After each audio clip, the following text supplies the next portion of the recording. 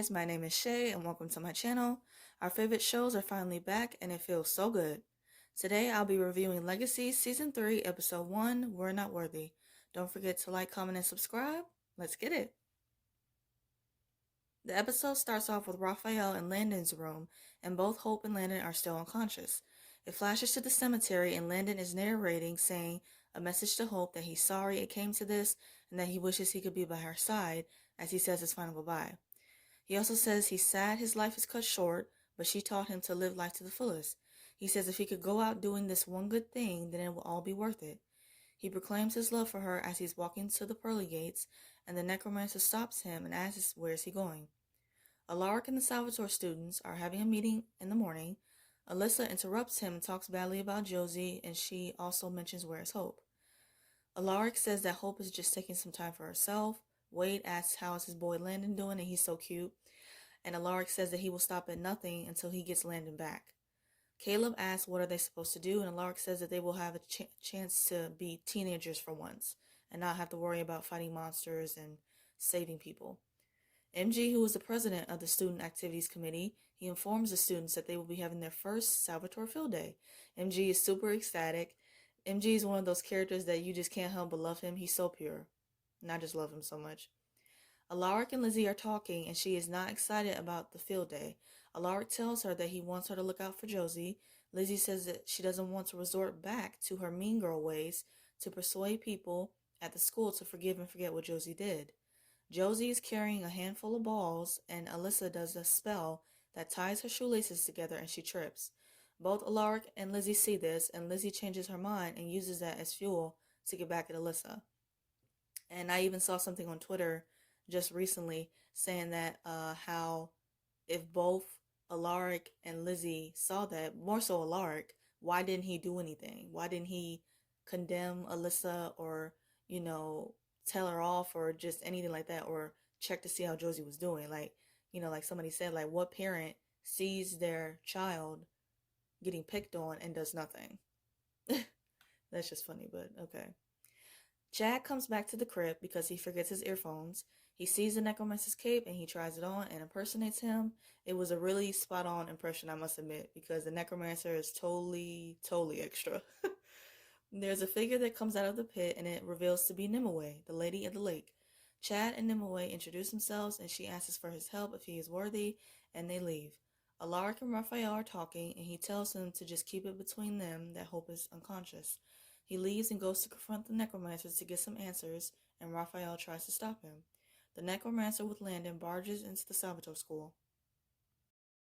Only Raphael can see Landon, and the necromancer informs Alaric that he does not have the black magic he was promised because Landon is now alive. He says he needs to drop him back into his body and then he will get his magic, but Landon won't come back. It shows the students at field day and everyone is active and most of everyone is enjoying themselves and having fun. It shows a cute moment of Wade playing with a sword and a boxing bag. MG and Lizzie are talking and he's telling her his plan. Lizzie mentions how she has her own plan and MG tries to stop her. Alyssa is with a group of witches and she tries to convince them to let her be captain. Lizzie interrupts and threatens the group to make Josie captain. Alyssa, being upset, says that MG told her that she can pick the game. Alaric and the necromancer go back and forth about how powerful he is. He asks why can't he just put Landon back into his body. The necromancer replies that the spirit or the host must be willing. Alaric says that they will try to convince Landon, but asks about Hope. Landon learns from Raphael that Hope won't wake up. The necromancer says that it has nothing to do with him. Landon says that he won't go back because he doesn't want the necromancer to have the black magic. Raphael convinces the necromancer to give him time to talk to Landon to come back, and the necromancer leaves. Lizzie and Josie are talking before the tug-of-war competition, and Lizzie is set on winning. Josie assures her she isn't ready and their team loses, and Josie falls into the pit of mud. Alyssa makes fun of her and says that she's a mud monster like Malivore, and she's just being so cruel to Josie. I hate it. She's being so cruel. Raphael and Landon are talking, and he's still trying to convince him to come back. Landon says that he doesn't want the bad guy to win. Raphael says that the bad guys are always there, but now is not the time to stop fighting, and I agree. Josie tells Lizzie that she put her magic away, and Lizzie asks her why would she do that without telling her. She says she tried to tell her, and that Lizzie trying to help is the problem. She says that Lizzie is trying is only making things worse, and that everyone at the school should be mad at her for what she did. Josie asks her to let her deal with it on her own and leaves. As she's leaving, the mud slides off of her body, and Wade says that he can explain. Nimue is there and she introduces herself and says that she wants the sword back and that Wade borrowed it from Alaric. Wade asks if he can get the sword back and Lizzie refuses. She says that they do not negotiate with Malivore monsters. Nimue says that if they don't get the sword back, the world will be plunged into darkness.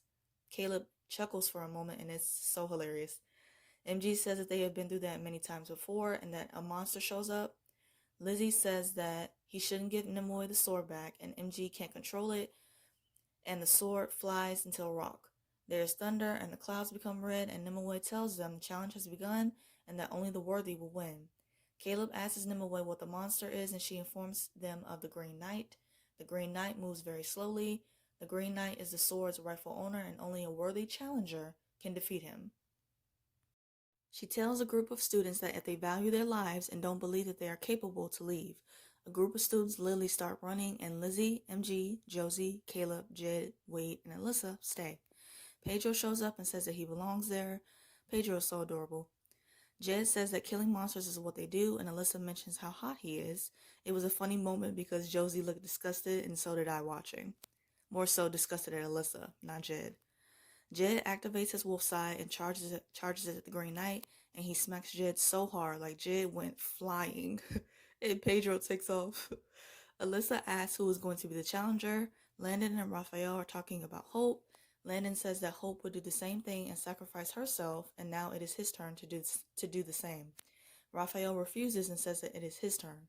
Raphael tells the necromancer to put Landon's spirit in him.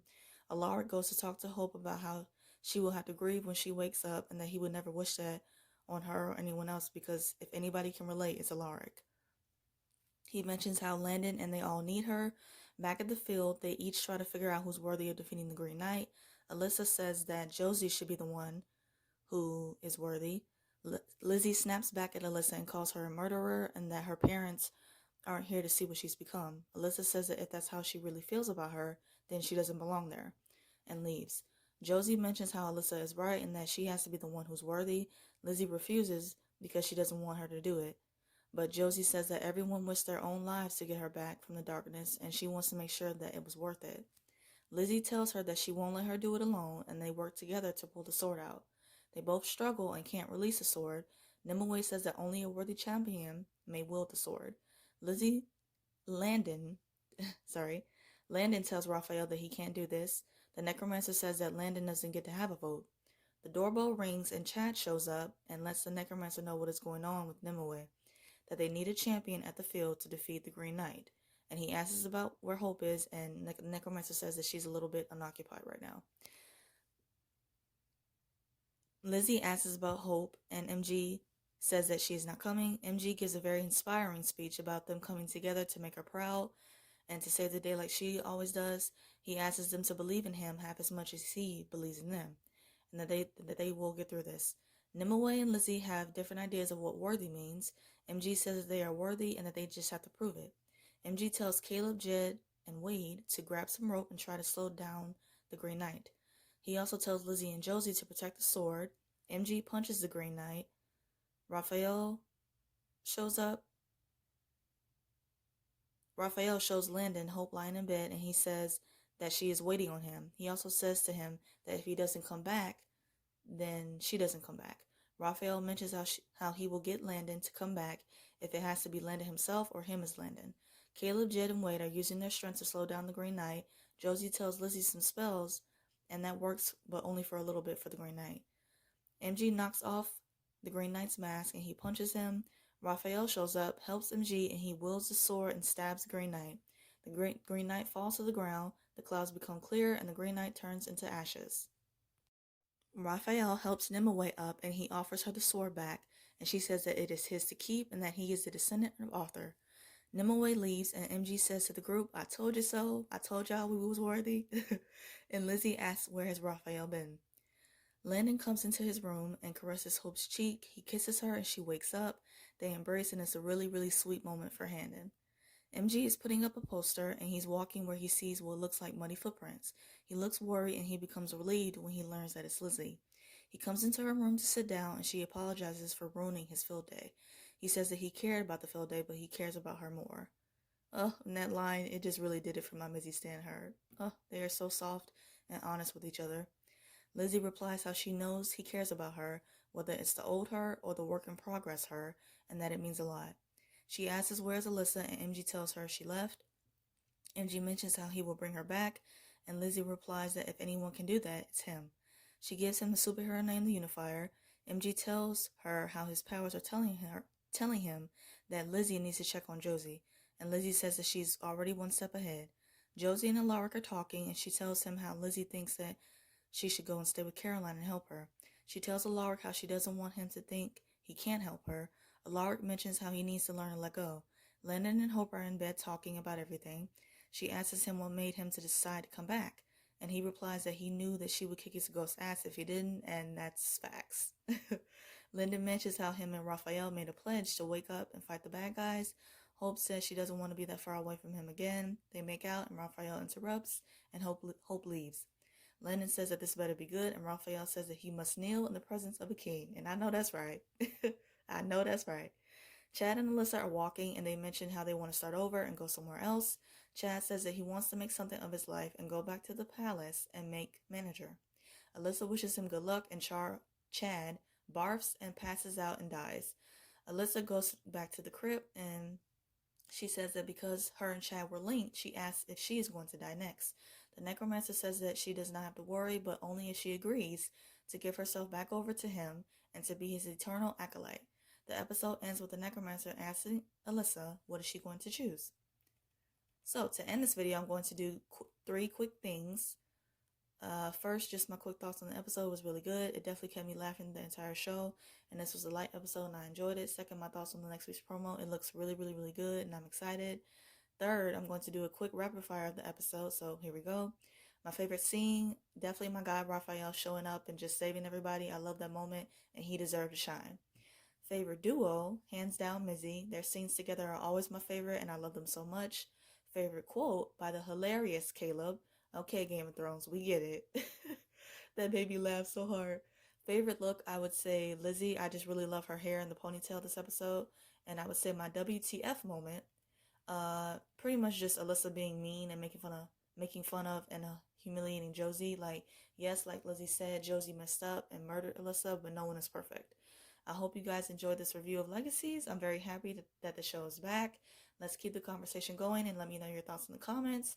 Hope you guys have a great day, stay safe, and see you guys next week.